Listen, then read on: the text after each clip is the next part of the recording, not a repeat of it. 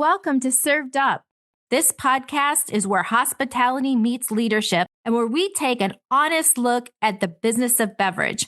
I'm Bridget Albert. I've spent my career building cocktail programs, mentoring rising talent, judging competitions, and advocating for women in our industry. I'm joined by my co-host, Eric Heemer, one of only 5 people in the world to hold both the Master Sommelier and Master of Wine titles. His depth of knowledge and global perspective brings tremendous insight to every conversation. This is Served Up.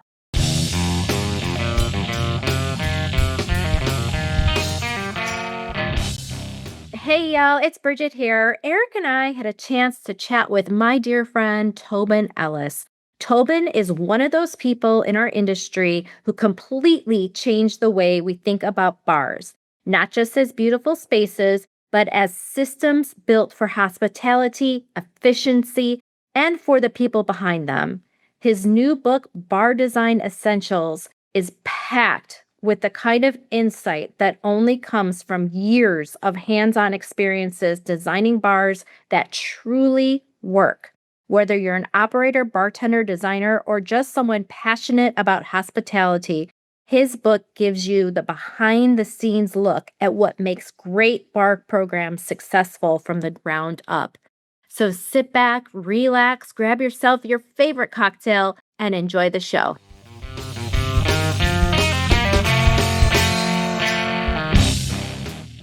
Tobin, welcome to Served Up. Eric and I are really excited to have you on the show today. I'm excited to have it to chat with you in a while. And Eric, it's great to meet you. Yeah, this will be really fun. Thanks, Tobin. It's great to meet you too. You know, Tobin, I want to start off in your early years because you did start out as a flair bartender. And, that's when I met you. First off, can you tell our audience what a flair bartender is? And then can you tell us how did that rhythm and energy behind the bar shape the way that you think about design today? That is one of the best questions anyone has ever asked me about bar design because it's a huge part of it. But I will say this, and I think it's important because it's really speaks to the ethos of everything I've ever done. I never really categorized myself as a flair bartender. And that doesn't mean I don't love flair and I wasn't a big part of it. I was, and I do. But I've also never categorized myself as a mixologist. I think that 90% of the people out there who work behind the wood are bartenders, and I'm proud to be a bartender. And I just think that every bartender, it occurred to me that if you're going to be behind the stick, you should probably know how to do as much as you can back there. You should understand more than just one specific style. So I think probably a little more accurate is that the world first heard about me on a larger scale because of the flair, because I was on TV and did a lot of things for a lot of brands. But yeah, it's a really big part of bar design in a way that I don't think gets enough respect or credit, but that's cool. It'll come around because flair's coming back through mixology now. If you want to know about bartender biomechanics and the micro movements of the human hand and arm and coordinating with the rest of your spatial sense in your body with a team environment when you're in the weeds with glass and liquid and sharp blades and sticky fruit, there is nothing better than learning how to do that while throwing that stuff around your head and your body. Your kinesthetic sense goes through the roof. So when I design bars, I think about things that I don't hear anyone else talking about. Doesn't mean that there aren't a few people, but there's very few. I think about the launch pattern of the bottle and what's best for the human spine when you lift that bottle and how much space you need to invert it so you're not putting all the weight on your wrist so that you don't end up with carpal tunnel. And that all comes back from flair. It comes from spending, those 20,000 hours learning how to take a bottle with liquid and invert it and move it and try to keep it quiet and smooth and graceful and do rotations and things. But behind all that, and everybody who flipped bottles back then knows, was accuracy and speed. Like we flipped bottles not just for show, but flair was about efficiency, which is also a big part of bar design. So how did you possibly pick that out? You know what? I've bartended. You have. That's true. So, yeah. Okay. You I have. absolutely have. But it's, bar design isn't about there's a sink here and there's a drain board there. That's easy. And that doesn't help. It's like, what does the human really need to do back there? What does the body need to be able to reach quickly and how do we grab things? How do we scoop ice? What direction do we scoop ice in? We all know. We don't scoop front to back unless we're forced to by the equipment. We scoop side to side quickly. But if we can't because the ice bin is too small or it has a lot of dividers, then we will. And knowing all that kind of stuff, that all goes back to just Roots' high volume, 20 whatever years of bartending all over the country.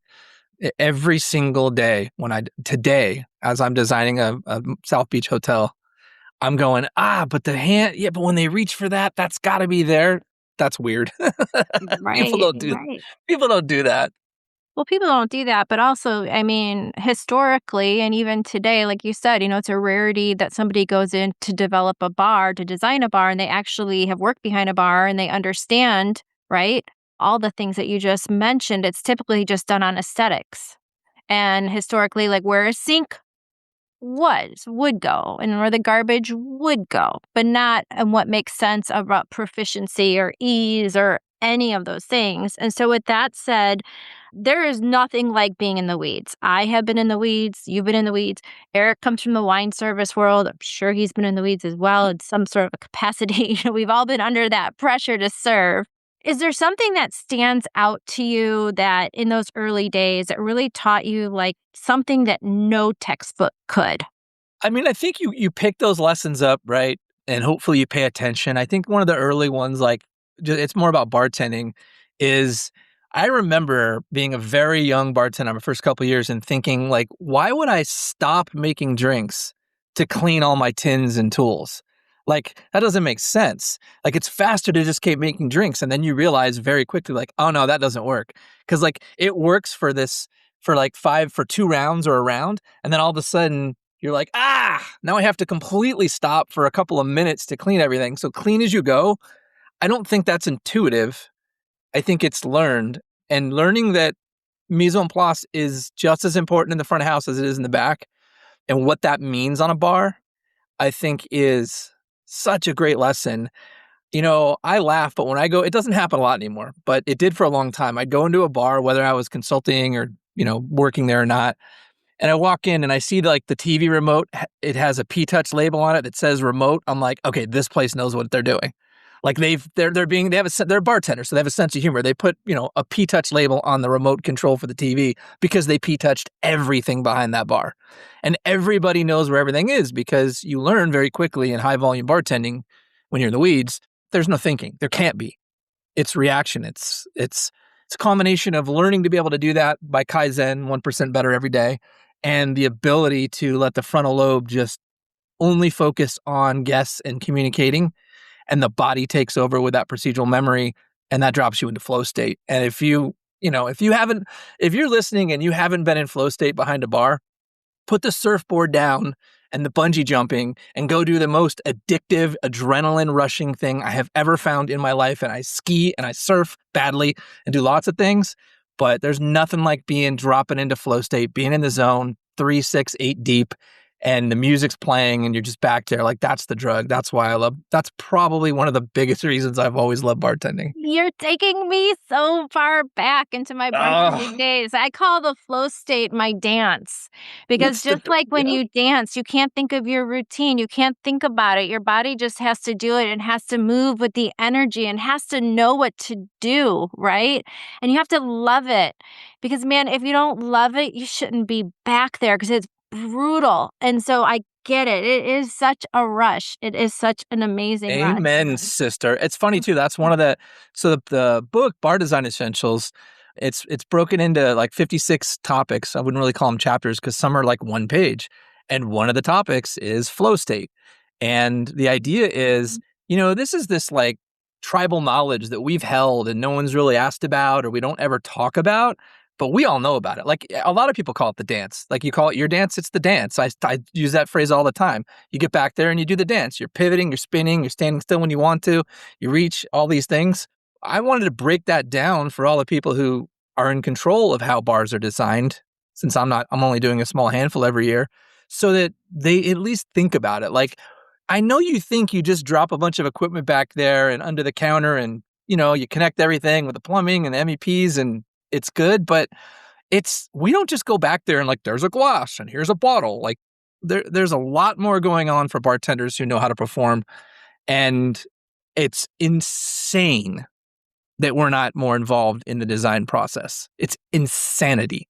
There isn't a kitchen in this country that the chef isn't looking at every single millimeter and having feedback on. And yet we get new jobs as bartenders. We walk in and we see the design and go, who the designed, how am I going to make this work? Right? Yep. You've had that happen. I've had that happen throughout almost my entire career, and it wasn't until I designed the bar for our office here at Southern Glaziers in Chicago, and for training purposes, and I was able to put in, like you say, just all my expertise and really being thoughtful about the space, because typically it's not thoughtful. Nobody Yep. thinks about it. Eric, you laughed when I said that. Why? Well, it's funny because back in my earlier days, I too attended bar in several different places, and you're just taking me right back to the dance, to this what we used to call being in the zone, behind the stick and going full tilt boogie, with Yep. people 3 deep at the bar. And it was 30 years ago. Oh, no, more than 30, almost 40. Now you know how old I am. Almost 40 years ago, but I could do it. I could jump behind the bar tomorrow and be right back in that lifestyle, and it's amazing. Yeah, and it's such a different industry over the last 30 years, and the volumes are different, and what bartenders are excited about has changed a little bit. And it kind of makes me sad. Some of it's beautiful, but some of it makes me sad. Like, I see bartenders, like, they're afraid to let their bodies touch their equipment. Like, they're not in it. They're not in their well. They're like kind of standing behind it. But the real heartbreaker is when I see a bar that's busy and the bartender's walking. And I'm like, just like, bite your lip. Don't say a word. I'm like, there's no walking in bartending. There's no crying in baseball, and there's no walking in bartending. You spin, you pivot, you move your ass, you hustle. You're there to take care of a crowd if you want a crowd. And even if you're a little 9-seat world's top 50 cocktail bar, the more time you spend without the guest, the fewer guests you're going to have. So if you're all absorbed in your micro workflows of mixology, and it's theater, and that's cool.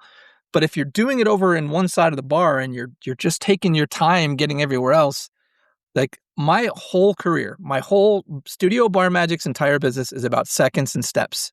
And it's actually fractions of seconds and steps. And that's how we build business cases to show, especially hotel operators, like, this isn't about just pretty or fancy or, theater. This is about a business case. This is about your P&L. This is about your sales mix summaries. This is about delivering profitability to the asset owners and their debt management, and showing them, like, look, you're spending this money because this is the difference in the business, and it's documented for 20 years, and here's what's going to happen. And Yeah. yet it still goes back to, like, that whole culture we had of, if you couldn't move, if you couldn't keep up with the rest of the team, you were replaced. Yep. That was In a it. heartbeat, right? Oh, absolutely. If you couldn't ring, if you couldn't make great drinks and ring, it's not just about the cocktail. It's a business, and it's about the business of keeping people happy. And you don't keep them happy just by twirling spoons around and things like that. So, That's right. You can't overemphasize that. So it's one thing to think about, how you would design a bar if you were a bar designer, but actually making that leap from bartending to bar design seems like a pretty bold move. What gave you the confidence to follow through on this? frustration. Okay, that's a good motivator. It's my whole life. I'm a frustrated human. I'm frustrated by the way things are designed and the way things happen. Just like, in traffic, like, if you just moved into that lane, then these cars could have gone and then they'd go, we'd all be faster. It's that little voice going, there's a better way to do this. And I also realized, so I have a pretty weird career path. I realized very early, I mean, we're talking 80, 90, 91, that, no matter what secret sauce or magical fairy dust you can sprinkle on a project as a head bartender or a consultant or freelancer or whatever, it's really hard to make it last, right? How do you cement that program? And the only way, in 29 years of consulting at Bar Magic with tons of awesomely talented people that I had the pleasure of them deciding to work with me for a while, the only way it ever worked and lasted for more than 6 months or years, we had to put a champion on property and live there. They had to be part of the program. And we did that a handful of times, and it was very successful. But otherwise, you come back and you do a beverage program or a training, or it doesn't matter. SOPs, systems, ops, playbook. It someone comes in and goes, yeah, I got a better way to do that. Or I don't, apple juice, apple cider, what's the difference? The pH, the entire balance of the drink. And so I started thinking, I'm like, how am I going to build a business if I can't take a new prospective client and show them what we did? Like, oh, I did this great work there a year ago, but if you go there, it'll be terrible, or it won't be the same. So I started realizing, what can I do to help bartenders and owners that they can't change? And I'm like, well, that steel's pretty heavy and welded in there and pretty expensive. And I went, you know what? From all the MacGyvering we all did, right? Where you like move everything around yourself. You just make it work. You just switch everything and build, you buy little cabinets and things and whatever you do. I have a feeling that the business would perform a lot better if the bar was designed better. And one of the first times I got to test that was in 06, 07 for the Greenbrier, which at the time was one of only 3 5-star 5-diamond resorts in the country, and crazy volume, 30, 40 million a year in beverage, something like that. Huge enterprise. And we redid all the outlets. And the first one, the lobby bar, the revenue went up. I have it on a slide. I think honestly, I want to say it was like 153% quarter to quarter. All we did is redesign the bar. And yeah, we did beverage program and training, but it I'm sure that helped. But this bar had one station tucked in a corner. It needed two. It didn't have a glass washer back there. They were running like through the entire property to run glasses through a crowded room. And as soon as we got those sales mix summaries back, I went, oh, this is it. This is how I can help the industry the most and scale it. I can help teach people how to design better bars and do it myself and try to create a bartender-led, bartender-centric bar design movement and sort of ethos. And that's how I made the leap. But yeah, I was just frustrated. Yeah. I think that sometimes it's 99% of it. Well, congratulations on making that leap and making such a successful career out of it. It's pretty fantastic. So I'm sure that when you walk into a room full of architects with your once a bartender, always a bartender mindset, you're going to have some differences of opinion. How do those conversations typically go?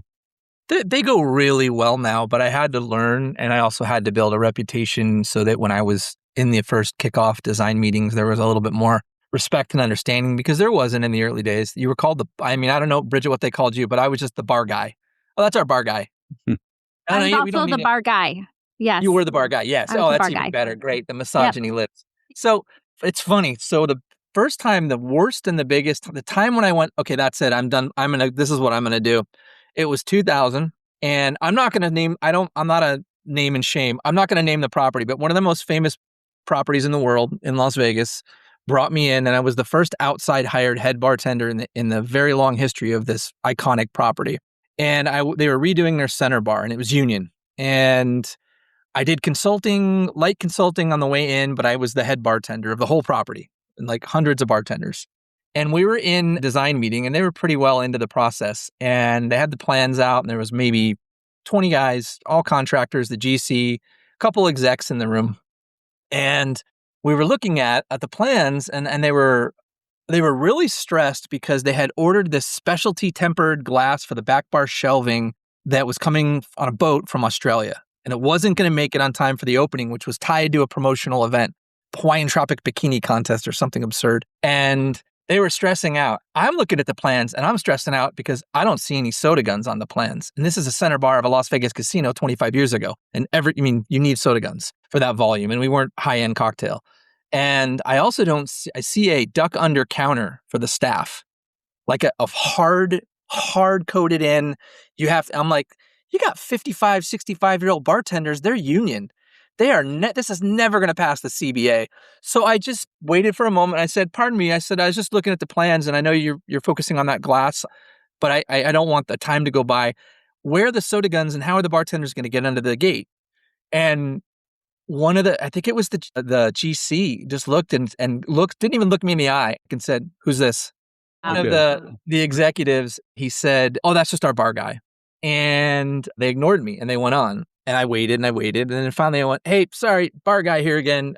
Just before you submit that final plan set, if you submit it with a duck under counter, you're going to have the largest grievance in the history of Las Vegas. That entire staff is going to grieve that and the CBA, and they're never going to accept it. You can't make humans bend under a bar counter in and out of the bar the whole time. And they stopped and they looked at the senior executive, the VP of food and beverage, and they said, "Is that right?" And he goes, "He's correct." And I went, "Since I have your attention, I bring up the soda guns because if you don't want soda guns on the bar, that's fine. But where are you going to put all those hundreds and hundreds of cans of soda? And if I remember, dry storage is on another floor.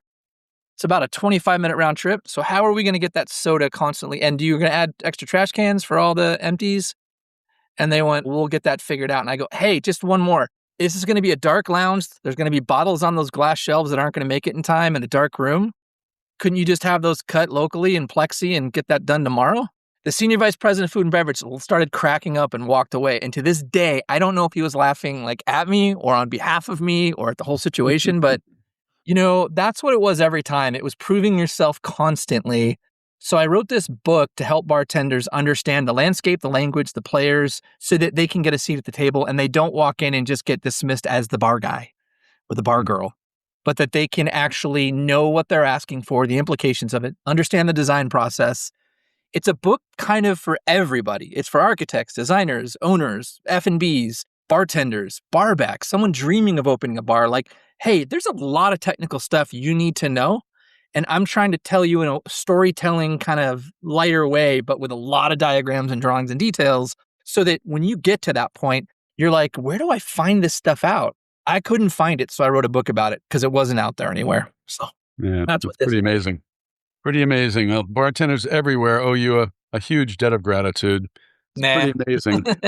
It's an obligation. I heard a great phrase once said, and I don't claim to be at the top, but I like the allegory, which was, if when you make it to the top, it's your obligation to send the elevator back down. And I think with all the good fortune I've had in the industry for decades, it's always been very clear to me, like it's an obligation to do whatever you can in the ways you can that people may or may not know about, to make the industry better. I've done a lot of ghost designing where no one knows I was the designer of the bar because the companies that brought me in wanted, they wanted to keep their clients and their credit. And all I think about is that's fine. I don't care because all I know is there's going to be a human, a son, a daughter, a mother, a father behind that steel 40 hours a week, busting their ass, and it'll be better. And their bodies will be better and they'll make more money and they'll be happier and so will the guests. And that's what matters. And it's just a way of giving back. And I know you guys are like that. I know Bridget very well that's why you do this podcast, right? Mm-hmm. Yeah, I mean, absolutely. Well, let's talk about your book, Bar Design Essentials, Tobin. And what was that moment that you knew that this book really needed to be born? About 20 years ago, when I was sort of like, I need to design bars, I'm like, well, I need to read some books on the subject. And so there were about 3 or 4, maybe 5 books that said restaurant and bar design. And so I bought them and they were very expensive. And I got them and I went, what did I buy in here now? And they were just these weird photos of strange bars no one ever heard of with tiny little postage stamps size plans that I couldn't learn from. And every other page was like the subtle light play of the windows. And I'm like, I don't care about the subtle light play. Like, how do you build a bar? How do you design a bar? And so again, frustration. It was a book that I couldn't believe didn't exist. So 17 years ago, I started writing it and I didn't get 10 pages in. And I went, wait a minute, I don't know what that's called, or I actually don't know that yet. And I went, yeah, I'm not ready to write this book. Like the world needs it, but I'm not the one to write it. So I spent 17 years designing hundreds of bars and learning and finally I made time to go, yeah, I got to get this done. The world needs this. And so, yeah, it was just born out of necessity. It's amazing because you have sketches that are included and just really you've mapped everything out so perfectly in the diagrams and the models and all these things. And as you're doing this and as you're creating this book and you say, it's taken you, some time and it's been an extremely thoughtful journey and I'm sure a great reflection on your career behind the stick as well. So when you're writing this and when you're putting it together, were you thinking more of like a teacher or a bartender when building it? What was your mindset? Well, I think the honest is the reason it took so long. I spent about 2 years on the writing and editing full time, pretty much. I mean, I kind of work nights and weekends, so I have 2 full time. I'm lucky. I get 2 40-hour blocks every week. I think it was about every point of view. It was empathy is how I wrote it. So what I did is I wrote first kind of from the heart and I opened up the first 20 pages is like, if you're a bartender and you read those first 20 pages and you're not fucking cheering and going, yeah, and that's terrible. You're right. I didn't do my job. I think you will. And I think for everyone in design build, they'll go, oh, wow, like this is a whole world I didn't know existed. But then as I wrote, I kind of kept thinking like, okay, now I'm a designer. Now I'm an architect. Now I'm a food service consultant. Now I'm a food service dealer. Now I'm a manufacturer. Now I'm an F&B. Now I'm a beverage director. Now I'm a bartender. Now I'm a bar back. Now I'm an asset manager. And I went back and rewrote and thought, and like, I don't want this to be like, yeah, you guys are all doing it wrong and you should listen to the bartender. And I also didn't want it to be, just this is the dimension and this is the height and that's how we all do it. I kind of had to put a point of view in there. So it's definitely a bartender point of view, but I hope if someone actually decides to sit down, and I know, I've been very fortunate to hear that a lot of people have and kind of just actually read it and not just use it as the lifetime reference it is, they'll realize pretty quickly like, oh, this author understands deep, detail, multiple perspectives, has lots of experience and cares about everybody and everything. This author wants all of us to build better performing bars that work for everyone, which is how the subtitle came about. How to design bars that work for everyone, because that's what's missing. Yeah. Architects know how to build walls and counters and substrates and subtops and floors, and dealers and designers and food service consultants know how to do MEP coordination. Like GCs know how to build things. None of that's new to them. But what's in this book is new to every project I do. There's the stuff in that book. I almost want to go to page 107, page 230, instead of just explaining it all again. But that was part of it too, is like, I got asked at Jen Robinson's Hospitality Executive Exchange. I was doing a bar design seminar for a lot of national dining chain leadership. And I did this whole thing and they came back and they said, that was amazing. Can you come back tomorrow and just give them like low hanging fruit? And these are people that what can they do to fix their bar design for under $200? And I went, what? I'm like, nothing. There's nothing you can do under $200. What are you talking? That's the problem, is we think like that. We think like there's no CapEx for this because it doesn't matter. What are you talking about? It's where all the profitability for the whole restaurant comes from. There's no profitability in food unless you are baking from flour, water, and sugar, or butchering the cow and dry aging yourself and you own the facility. You can't make money on food. The greatest margins are behind the bar. So I didn't have an answer.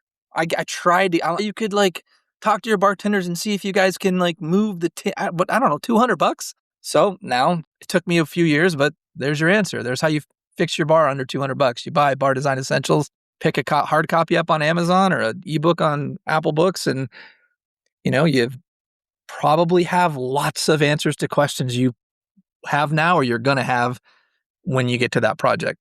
Yeah, absolutely. And something that's really neat about your book is that you include both imperial and metric measurements, right? So you're really thinking about this on a global platform, making the book, just truly, when you say for everyone, it is. So obviously that was intentional. Yeah, and to be fair, it's just very critical dimensions I did in both imperial and metric. I work in imperial and I have for 20 years. It's automatic. I mean, any critical dimension or tolerance or anything at all, like it's in my head. I instantly can tell you what it should be. And I know some of the metric because, countertops come in centimeters and millimeters and centimeters are just part of it. But it was very important to think about the globalization of design because there's a lot happening coming out of the rest of the world and it's really interesting and it's really important. And just like I didn't ever want to create sort of infighting or competition between certain styles of bartending or bartenders, I don't think that's the way to win with bar design. I don't think it's about, European versus Asian versus American. It's like, no. The goal is to build healthier, more sustainable, faster, better bar engines.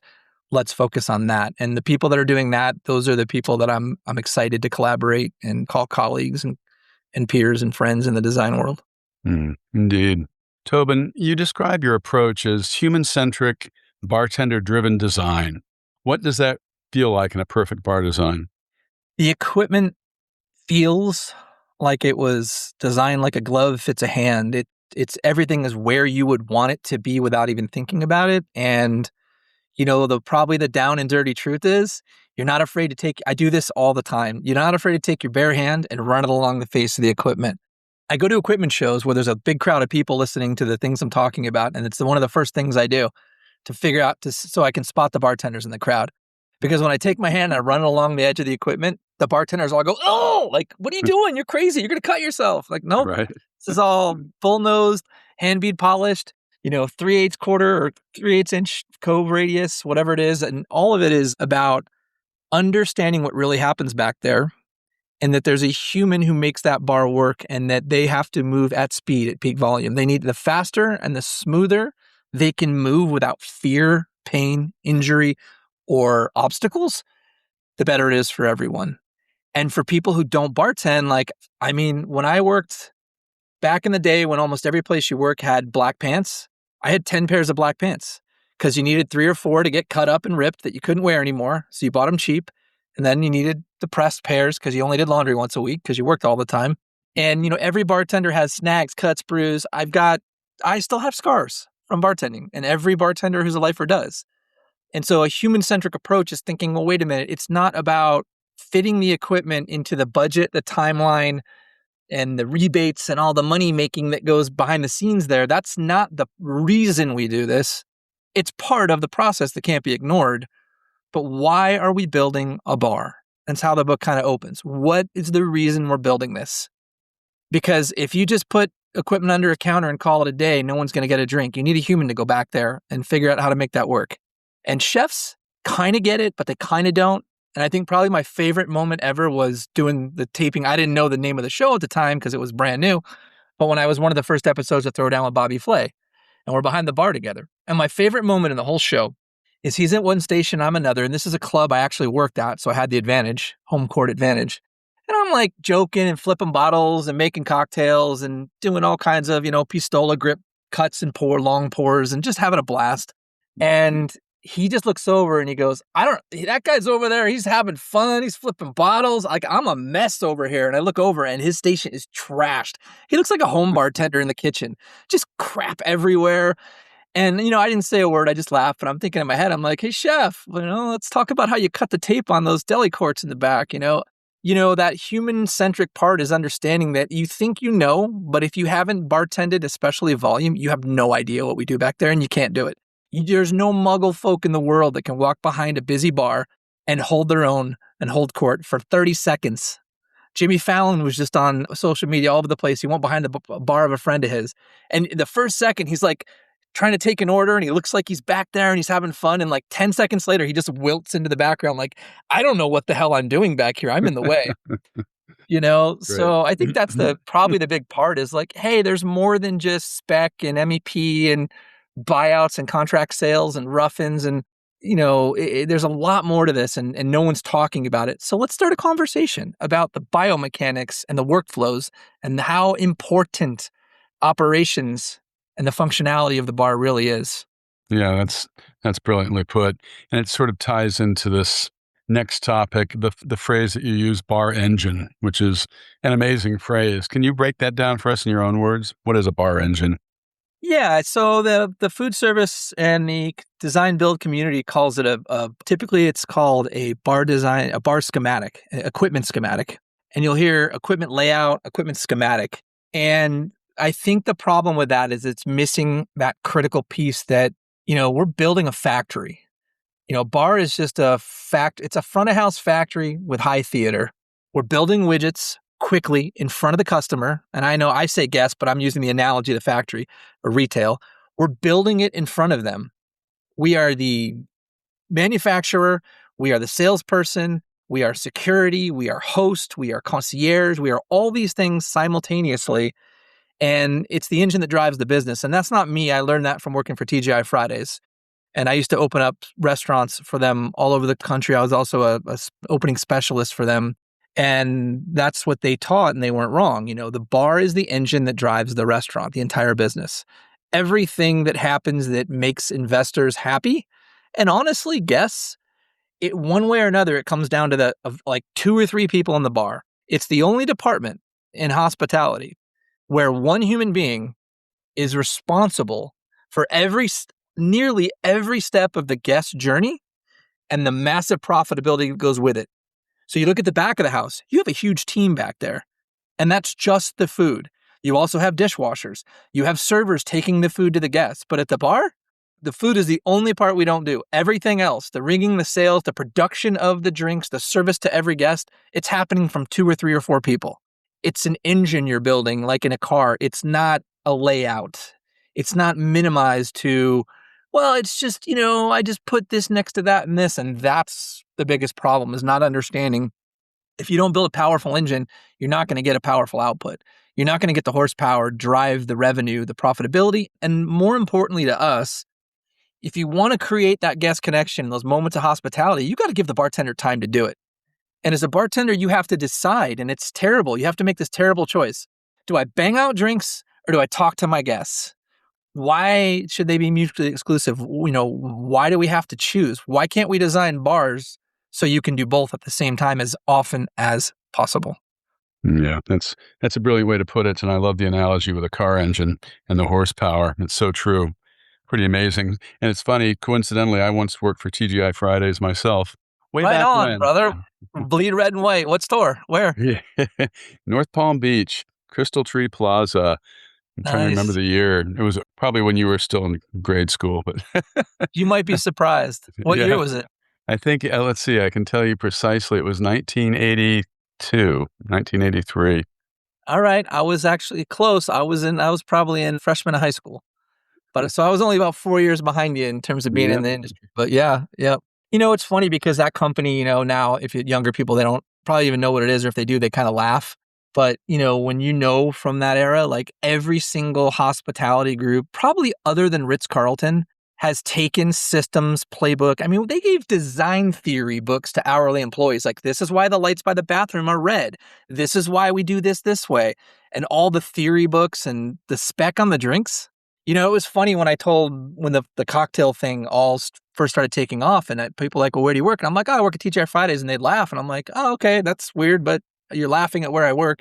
I make a ton of money, and I know a ton of stuff that you probably wished you did. And then we'd be talking, and they're like, oh, yeah, we do cocktails here. I'm like, yeah, so do we. And they're like, yeah, but I mean, we do real cocktails. I'm like, right. Like, we have, I don't know, do you have orange flower water for your Ramos? Do you have Peychaud's? We have 3 bitters, orange flower waters, and we make 400 spec'd cocktails. And they're like, 400? I'm like, yes, I have 400 of the company's recipes. I can tell you any one of them in exact order right now. And so can thousands of other Fridays bartenders. We were doing mixology before it was called that. And the best gift Fridays ever gave to this industry, which I wish had stayed with us, is they never made it a big deal. They never made it sound hard. And they didn't make you feel like you were superior to other bartenders because you knew it. They're like, you want to be a Fridays bartender? You got to know the classics. You got to know 400 drinks. You got to know all the methods. You got to know how to set up a bar. You got to know how to break it down. This is how bars work. And I went, Yeah. okay, cool. I'll do that. Yeah, pretty amazing. Yeah, I remember the training is being very, very thorough, very rigorous, but as you say, very easy to understand. This is how we operate, and it was a superior operating system for sure. It was. Yeah, I also worked at Bennigan's once upon a time, which reminded me quite a bit of the Fridays operation, just in different colors, green versus Green versus red. red. Absolutely. It's like the movie Waiting Yeah, with Ryan Reynolds. exactly. Absolutely. Yeah. It's funny, the parallels and all that, but all our good friends at EO at Employees Only, they really made ripples when it went around. Like, they don't hire from the outside. They have an apprentice program. And everyone's like, wow, my God, that's incredible. That's amazing. There wasn't a Fridays on the planet that hired outside bartenders unless they had to. Yeah. You only could be promoted from within. You had to be a top 3 rated server as rated by your coworkers and management just to be eligible. And then the bar team decided if they wanted to even let you try out to be a bartender. And then those top 3 waiters, if they were allowed to, you did follows and shadows and training for weeks, and they might award 1 spot. And then that was it. It was the same type of really smart cultural respect to the bar. And they actually had really good bar design. And I always say that. I'm like, I learned a lot about bar design from working behind so many bars. Like, oh, this owner doesn't care about their business. They're not going to care about me. They put this used junk back here. There's open spaces, and like they don't care what happens back here. Well, they're probably not going to care about if I get my paycheck or my pay stub, my non-negotiable, and Right. that. So it's an interesting lens we have, and I think that's one of the cool things that I feel so fortunate is I'm the only designer I know. There's probably a couple out there, but the only actual bona fide bar designer or anyone in food service design I worked behind every single bar I did. I pulled shifts. I got a drawer. I went back there as a consultant. I'd design a bar and then I'd work a shift or many shifts and go, oh man, I thought that was a good idea, but I wish I hadn't done that. Or, oh, that worked out. That was cool. We're going to do that again. And the insights from being forced and confronted with your design decisions in the field and actually having to bartend behind them, that was priceless. And I'm so grateful for that. Oh, yeah. Yeah, it's invaluable experience. So we talked a little bit about this earlier, but is there one really glaring area where you see operators leaving money on the table simply because of poor bar design? Yeah, I mean, that's why I came up with the theory 20 years ago, and I called it zero step. And it was bartending theory, not a design theory. And some other people have tried to latch onto it. But it's about understanding that a half a step or two steps to get something that you use constantly, it's just doing the math of those seconds. Typically, so I do these risk assessments for prospective clients for renovations, and they'll send me, their P&Ls or their sales mix summaries or whatever they have, pro forma if it's in budgeting and NOIs. And I look at it and go, okay, so there's two things I do. One is I reverse engineer the pro forma. That's in the book, how to do it, what it means, why it's beneficial. And I say, okay, so you're saying you're going to do 4.2 million a year in beverage. All right, well, what are your operating hours? Well, we're not sure yet. Well, probably. I mean, are you going to be open 18 hours a day? No. Okay, we're dinner. All right. So then we break it all down and I reverse engineer it and go, so your bar has to produce $3,000 an hour, every single hour it's open, every day you're open to meet that projection that you based your loans on if you think you're going to be solvent. By the way, without ringing, just like a service bar, pouring drinks, $600 an hour is moving. Like that's a really good, fast bartender. And you can bragging rights are after that. But so you need 5 stations or 5 bartenders that are all really, really fast and good to meet that. But you've only designed in 2. And then the other thing I'll do is I'll do waste walks and time motion studies. And I can do them at this point, after 22 years of designing and all the ops background, I can do a lot of it virtually. I can do it just by looking at the plans, but I usually go and field inspect and do service observations. And the waste is unbelievable. I'm like, oh my God, when a bartender's walking, nobody's winning. The guest is losing, the bartender's losing, the owner's losing, the brand is losing, everyone's losing. There's no value of any kind. It doesn't mean we want bartenders. Zero step doesn't mean never move. It means you shouldn't have to move just to do the basic core job description that you have of these core top selling drinks. You should be able to be in your production station and make them. When you're on saute, you don't have to go to the walk-in cooler every 3 minutes to grab something. That's insanity. But that's what happens behind a bar. And that's what we are trying to improve as an industry. And I'm trying to improve through the book and also through my own company's, design work. And that's why companies hire me. It's not just because I make really cool, custom, gorgeous, pretty stuff, which we do.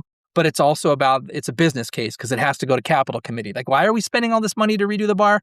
This is why. Here's the business case. They're like, oh my goodness, is this real? And then I show them, 20 years of other people's results. And they're like, okay, this is real. Wow, we're losing how much? There's a bar I just did, and I estimated they were losing, it was 0.7 seconds per drink. It's a very high volume place. It works out to 1.3 million a year in uncaptured revenue. Wow. Under a second. Wow, Tobin. Wow. Well, I mean, and it's not just the money. That's what they care about. But you got to think about this. If they're wasting time walking and then they have to make it up while they're making drinks, when are they talking to guests to keep those guest dwell times longer and building a relationship with people so that those people love the brand and come back? And not that everybody wants that, but you know how it is these days. Like you go to a bar and you have this retail, a lot of times you're having this sort of retail experience. Like you're only being asked when you want something. You're not really necessarily being connected to. And it's not just the bartender's fault. We're all, we're sticking a phone in our face so they don't even know if we want to talk to them. But, you can't talk about the guest experience and building a brand and the brand equity and the brand experience in these boardrooms and on these mood boards and in these marketing and design and PR meetings and not codify and figure out how to make it come to life behind the bar. And if you don't know how to do it, you'd be well served to find someone who understands both worlds, ops and design, and specifically behind the bar. And that's kind of where I just spend my whole life these days. Yeah, it's amazing. I love what you just said about having, it's your meats, or it's a mise en place, like just having everything in place so that you can rock out drinks all night long. And we have a mutual friend, Livio Laurel, who studied over in Italy. And he literally, his story he shares, which I think is incredible, he went to a hospitality school and they actually had him stand in a crate, in a box, in his well, and he couldn't leave it, and he had to be able to reach and had to be able to have it set up, because guess what? He was not allowed to step out of that crate. And it makes That's so much sense. It makes so much sense. You yeah, shouldn't have that's to run really into another room. You shouldn't have to go no, 2 stories down when you work in these big hotels. You shouldn't have to no. wait for somebody for 20 minutes to grab you ice, because it could be a 10-20 minute walk away. And that's 1,000% what happens. I am so excited about your book, and I love your book. I do want to understand, and I want our listeners to understand, because the people that open bars typically want the space to look sexy and cool, or, a place where people want to come and to forget all their worries. So how are you balancing the aesthetics in a bar, right, with the functionality? It's a great question. The last probably 30, 40 pages of the 250-page book are all about aesthetics. It's called Aesthetics, et cetera. And it talks about lighting design. It talks about climate control. It talks about visual aesthetics, reflected ceiling plans, lighting, everything you could think of. Acoustics. We don't do nearly enough with acoustics. There are some incredible acoustic engineering firms out there, and I can't believe that every bar doesn't hire them to improve the acoustics in a room. It's the famous Zagat study that was done in LA like 15 years ago, and it was Zagat and Yelp, and it's insane. The top 3 complaints people had on multiple platforms, number 3 was the food for restaurants. Number 3, it's a restaurant, and then it's only the 3rd complaint. The number 1 complaint was acoustics. And understanding first reflected surfaces and dihedrals and trihedrals and diffusers and bass traps and all these things that give you a pristine room, it's not talked about, so it's in the book. And I think probably the most interesting thing that's in there, and I think probably the most interesting part about bar design, and this is why I called my company Bar Magic 29 years ago, vibe. Because when a bar, restaurant, hotel lobby gets it right, and they don't just design, but they operate and they live and breathe a guest experience in the moment that has a vibe, and they've created it organically through all these different levers and discussions and these micro things that the managers and the staff are doing in the moment and the designers did long ago. That's what everyone is looking for, whether they talk it about or not. And a lot of people do. They're like, that's the first question people ask before they go to a bar. Like, what's the vibe? What's the vibe there? What am I walking into? What's it like? What's the vibe? You can't put vibe on a spec sheet. Mhm. You can't put vibe on a mood board. You have to have all these different things that build it. So the book gets into, well, what is vibe? What does it mean? And what are we really talking about? And how do you do it? And just to throw out like a freebie, like an example is, it's interesting to watch some managers manage the volume and the temperature of a room. A manager, an hourly, is probably the last person that should be touching the thermostat. You are running at a heart rate of probably over 100 beats per minute. You have under stress. Your body temperature is going through the roof. So you might think the room's hot, but it's probably not. So training teams and staff and working with the designers to say, okay, we don't want that HVAC vent blowing a giant blast of cold or hot air right over this table or these seats. Let's talk about the HVAC plan and have the reflected ceiling plan and how we're going to spread that out and make it nicer, Mhm. like in a house. You talk about things like, well, look at people. Does everyone have a coat on in your restaurant? You have a temperature problem. Put a vestibule out front. It's the winter in Chicago. What are you doing? And Mhm. maybe you need to figure out some other things. There's so many things that go into it, but yeah, it's an aesthetically driven industry to design, and rightfully so. Everybody loves a beautiful space. But to me, what makes a bar beautiful, truly beautiful, it's not the beauty photo of the room when it's empty. It's the feeling when it's full, the vibe. What a room feels like is it's a beautiful bar. Because if you have a beautiful looking bar that can't perform, you're not going to have it very long. That's so true. I mean, that is so true. I think something else that I know I'm curious to get your thoughts on, and I think that our listeners will be too, is we're living through just an unprecedented time right now in hospitality, right? It's interesting. Sales are down, a lot of places are closing left and right. What do you think that it takes to survive in today's day and age as an owner? I would say the lessons from all the work and all the observation and all the colleagues and friends that run and own and the operators that I know, the lessons don't change. I think the people who understand that it's about seconds, moments, it's about tiny little plus, minuses, and zeros, Friday's theory, little tiny things ultimately that the guest never even fully, they don't have a scorecard, all of them. They don't necessarily remember, but those things come together. It's what brings them back. And when the world shifted from, I want to go to that, I want to be a regular at that bar and go there 5 days a week to, I need to feed the gram and I just want to collect moments and photographs. So I want to go to a new place every single night. When that shift happened, the ability to attract a return guest became massively more important than it ever was. And the places that don't do that, that don't capture the guest and bring them back by all the different touch points they have in the guest journey, those are the ones that are going to lose. And my little subjective world, it's the easiest thing in the world. If I have to go to a bar, if I have to go to a bar and wait 20 minutes for a cocktail, I don't care how famous it is. I don't care how many awards it's won. I mean, I can't tell you, I'll never name, but I've been in so many famous cocktail bars and I'm happy to be there and I'm happy to wait. But with people who aren't, and we've waited 20, 25 minutes to get our first round, and everyone's like, well, that was really interesting. Can we go to a bar? We can have some fun. Can we go? And it's those sentences that you don't hear as the owner or the bartender because they never say them to you and they're not Yelpers. So you're never going to hear it.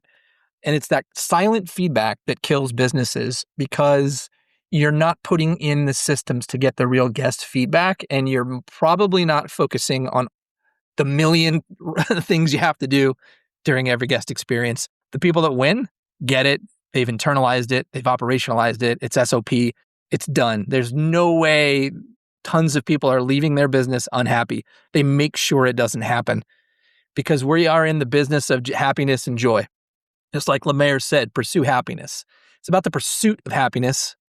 And if we focus on those things, they happen. I do a thing with huge hotel flags and I do walks and I talk about the hospitality per square foot and the joy per square foot. And there's always a few people that are like, they're just so bothered by that. They're like, no, it's revenue per square foot and it's cost per square foot and build out cost per square foot. I'm like, let's value engineer that against the joy per square foot. What is this square foot over here doing that's increasing hospitality or joy? Nothing. Why is it here? Well, because we like this couch. That couch is going to end up, one person sits at it. No one else is going to join them. It's taking up 9 feet. And instead, we could have boop, boop, boop, boop, boop. And there's 30 things you could have done that made the room more joyful, creating more hospitality. And that translates to a business case too. Because if you're making people happy and you're taking care of them and nurturing them, you're making more money. And if that's what you care about, then it's there. But if you start with the things that matter, the joy and the hospitality, and you focus on keeping it high at all times, no matter what, those are the people that win. So I guess the bubble's finally here. We've been hearing about this for 20 years, the restaurant bubble. The restaurant bubble is going to come. It's going to come. Well, it's here now. Because 15 years ago, everyone decided it would be fun and cool to open up a coffee shop or a restaurant or a bar.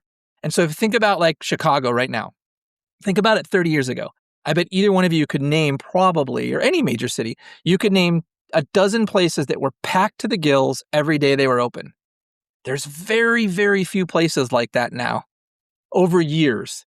Even those places, they're kind of slow a couple days a week now because there's so many places now because everyone's building and opening everywhere. So there had to be a correction. There was going to be. So now how you design what your product offering is, how you design your bar, who you hire, how you train, which people aren't doing a lot of except at the high-end cocktail bars and hotels, cocktail bars, how you train them and what your programming is and how you market that, that's so much more important. And what's happening now, and this is the craziest tie back to bar design. This blows my mind. I get calls regularly. Yeah, you're the Bar Magic, this Tobin guy. Yeah, it is can you send us a proposal? We want you to design our bar. Yeah, sure. How'd you hear about it? Or what's going on? well, we have this bartender that we want to hire, but they won't work with us unless they have your stuff. And I don't hear that about me. What I hear is bartenders care about their work environments now, and they can be choosy, and they know they can. They know they can go out and get 10 different jobs tomorrow. And they're thinking, you know what? I don't have to put up with this. I don't need to be injured and leaning forward and be out of neutral spine and have a bad back like all these older bartenders. I don't need to have cuts and rips and tears and run around just to make a drink. I want to work behind a beautiful, awesome, badass functional station and a whole beautiful engine. Who builds those? And they learn, they hear the names, and they ask for it. And that's awesome because it's valuing what we all do in the beverage industry more, hearing that, because it's the last piece people pay attention to by far. It's the last thing that happened is caring about the bar design. And I'm really excited to be alive while that's finally happening. Well, that's great. And that's a beautiful way, I think, to bring this fascinating talk to a close. It's been just a wonderful, almost just a bit over an hour. It seems like it's only been 10 minutes or so. We could keep going for another hour, I'm sure. But it was a wonderful look into your mind and how this entire concept came about. And I think Bar Design Essentials is required reading for anybody in the hospitality industry. I can't wait to finish it myself. And I think this would be a good time for you to remind the audience where you can go out and purchase a copy of Bar Design Essentials. It's easy. You can get the hardcover on Amazon, Bar Design Essentials, or just search Bar Design. It'll probably pop up. If you like ebooks, it's available only on Apple Books because it's a very visual heavy design book and Kindle does not like that. So hardcover, Amazon, ebook, Apple Books, and you can find me at Tobin Ellis Design on Instagram or barmagic.com.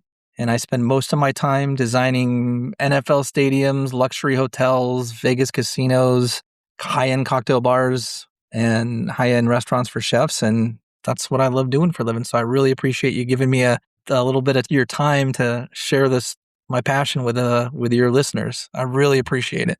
Yeah, it's our pleasure. It's been, like I said, a wonderful hour, and I wish you much success in the future. And again, thank you for sharing your story with us. Thank you both. Go fight, win. Thanks for listening. Served Up is brought to you by Southern Glazers Wine and Spirits. Produced by Zunu.online. Music by We Killed the Lion can be found on Spotify. Make sure to subscribe to be notified of our future Served Up episodes. Cheers.